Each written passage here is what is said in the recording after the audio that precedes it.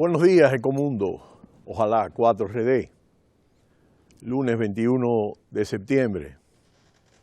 Estados Unidos ha levantado restricciones de comercio y viajes a Cuba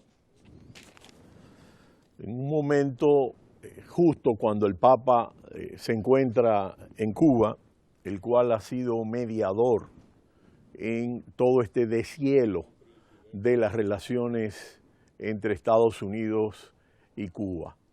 Es un hecho importante, aunque Obama renovó por un año la ley del embargo y el presidente de Cuba, Raúl Castro, aquí vemos al Papa con Fidel Castro, realmente Obama ha trazado una estrategia de ir desmontando por partes el embargo. Y este es un hecho relevante porque con estas medidas que acaba de tomar un día antes de llegar al Papa, se facilitan el envío de remesas por parte de los estadounidenses para al mismo tiempo hacer negocios y prestar servicios de telecomunicaciones a la isla. De manera que este proceso sigue su curso.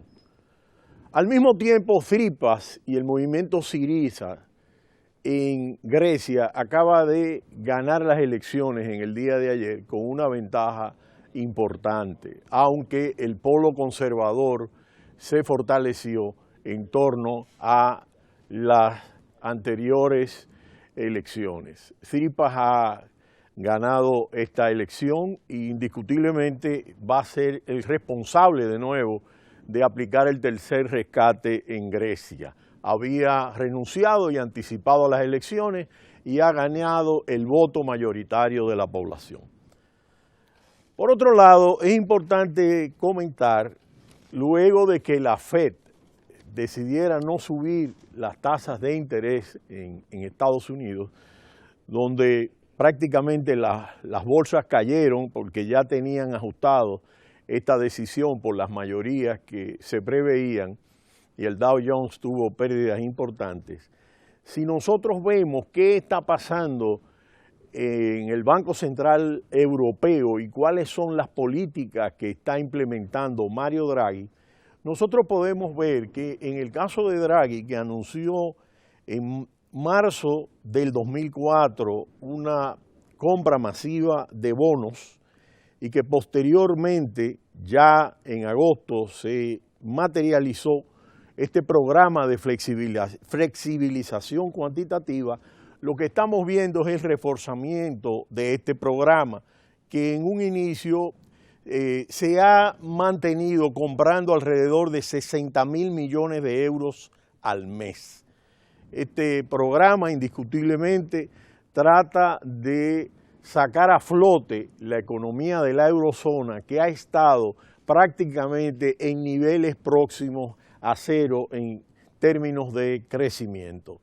Al mismo tiempo, es importante destacar que esta política ha llegado a ciertos niveles de tope, aunque indiscutiblemente sentarse a hacer nada es mejor continuar con esta política, y es lo que ha estado haciendo Mario Draghi en torno a su política de flexibilización cuantitativa. Aunque estaba previsto terminar en marzo del 2016, él ha planteado extenderla hasta septiembre del 2016. Y indiscutiblemente que, aunque el Banco Central Europeo no tiene prerrogativas en términos del empleo, sino solamente sobre el nivel de precios, lo que nosotros vemos en el caso de la Unión Europea es que la tasa de desempleo se mantiene en 2 dígitos. Es decir, se mantiene alrededor del 11%, como vamos a ver. Mientras, donde tiene realmente prerrogativa es en términos de la inflación, cuya meta de inflación, al igual que la FED para Estados Unidos, es del 2%. En el caso de la Unión Europea y de toda la zona euro, alrededor de 19 países tienen el euro como moneda. La tasa de inflación anualizada a agosto llegó apenas al 0,1%. Es decir, que es prácticamente una tasa de inflación que está en el piso. de los niveles aceptables de inflación que están situados como meta a nivel del 2%. ¿Qué implicaciones ha tenido esta política de expansión de la compra de bonos masiva que ha tenido el Banco Central Europeo? Vamos a ver el impacto que ha tenido y cuál es la situación actual en relación a la decisión que tomó la FED el jueves pasado en torno a la tasa de interés. Uno de los aspectos importantes que ha tenido como resultado esta política, tanto en términos de lo que es la política cambiaria como en términos de la política crediticia, lo que hemos visto es que se ha logrado debilitar al euro para tratar de fomentar las exportaciones. Por ejemplo, el euro estaba cotizado en 1.32 y ha disminuido a 1.05 para situarse a 1.12.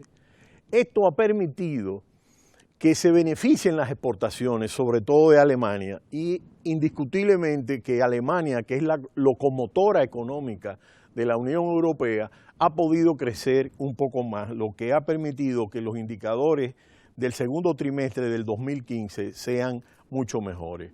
Por otro lado, hemos visto de manera importante, dado que en la economía europea las empresas dependen más del crédito bancario que en el caso de la economía norteamericana, que después de 3 años de caídas en los créditos bancarios ha comenzado a reaccionar. Por ejemplo, los préstamos a empresas en la zona euro en julio del 2015 eran 4.31 billones, millones de millones, o sea, billones. Y esto, si nosotros vemos, es un 12% menos de lo que existía en enero del 2009, que eran 4.88 millones. Esto quiere decir que indiscutiblemente todavía no se ha logrado restablecer la confianza empresarial y que los niveles de inversión en las empresas puedan lograr un flujo suficiente como para incrementar los niveles de empleo que se mantienen en 2 dígitos alrededor de los 11 millones de desempleados. Si nosotros vemos, por ejemplo, en estas gráficas, en la gráfica de la izquierda, nosotros vemos la tasa de cambio del euro. ¿Cuántos dólares compra el euro? Vamos a ver la gráfica de la izquierda. Y nosotros vemos cómo desde el 2012 hasta el 2014, inicio del 2015, el euro mantenía una tasa ascendente. Mientras que a partir de finales del 2014 y sobre todo durante todo el 2015, ese nivel de relación entre el dólar y el euro se ha disminuido de manera importante, con lo cual esa devaluación ha permitido que la economía de la zona euro pueda generar más exportaciones, como hemos comentado en el caso de Alemania, por ejemplo, que es quien más ha aprovechado esto. Por otro lado, tal como comentábamos en torno a los préstamos al sector privado en la zona euro, nosotros vemos acá en el segundo de los gráficos la variación interanual de estos préstamos al sector privado, que justamente habían estado muy deprimidos desde el nivel de enero del 2009, donde estaban en 4.88 billones. Fíjense cómo estamos por debajo de la línea, en crecimiento negativo, todo el crédito al sector privado. Fíjense qué debilidad en la inversión, dada la alta dependencia, en el caso europeo, de las empresas para invertir, dependen del crédito bancario, a diferencia de la economía norteamericana. Y apenas a nivel de julio comienza a despuntar por encima de la línea hasta 0,9%. Por otro lado, nosotros vemos en la última gráfica la tasa de desempleo de la zona euro. Fíjense cómo aumenta esa tasa de desempleo por encima, cercana al 12%, hasta prácticamente la mayor parte del 2013, cuando comienza a descender muy lentamente todo el 2014, situándose todavía hasta el 2015, todo el 2015, por encima del 11%. Fíjense la curva y fíjense el nivel de 11%. Apenas en este momento, y fíjense en el circulito, está a nivel del 11%. Es decir, que a diferencia de la economía norteamericana, que está en un 5.1%, aquí tenemos el doble de tasa de desempleo. Y este es un aspecto importante. Draghi ha planteado en este caso cómo mantener el programa de flexibilización cuantitativa para mantener las inyecciones y ya ha preparado un fondo de 315.000 millones de euros para fomentar la inversión privada en los próximos años.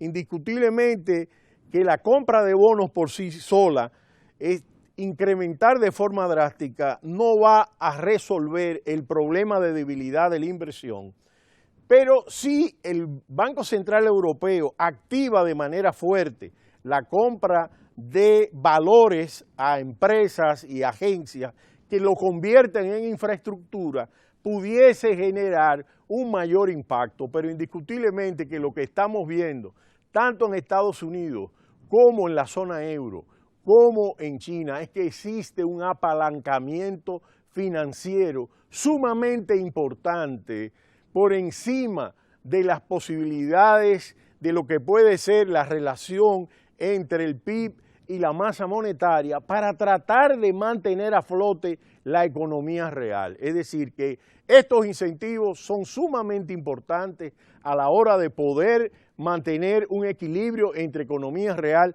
y economía monetaria, aunque sepamos que indiscutiblemente el aspecto fundamental es la reanimación de la economía real, porque por sí solo estos incentivos no van a permitir que pueda haber un relanzamiento de la economía. De ahí la trascendencia de que pueda haber una reactivación mucho más sólida en la economía real y que existan políticas mucho más concretas de unión bancaria que permitan establecer políticas fiscales mucho más sólidas en el caso de la Unión Europea.